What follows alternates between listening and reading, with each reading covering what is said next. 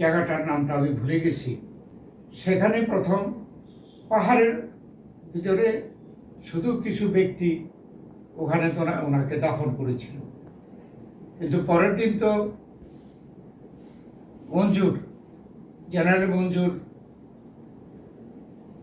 Arrest হয়ে যায় এবং ওই সেনাবাহিনীর মধ্যে, জনগণের মধ্যে চট্টগ্রামেও কিন্তু বিদ্রোহ হয় এবং এই বিশেষ করে সেনাবাহিনীর সদস্যরা তৎকালীন ব্রিগেডিয়ার হান্নান শাহর নেতৃত্বে গিয়ে ওই পাহাড়ের ভিতর থেকে মানুষের থেকে জেনে জেনে জেনে জেনে পাহাড়ের ভিতর থেকে গিয়ে এই লাশ উদ্ধার করে। তখন প্রেসিডেন্ট জিয়াউর রহমানের অনুপস্থিতিতে ভাইস প্রেসিডেন্ট বিচারপতি আব্দুল সাত্তার উনি ছিল দায়িত্বে।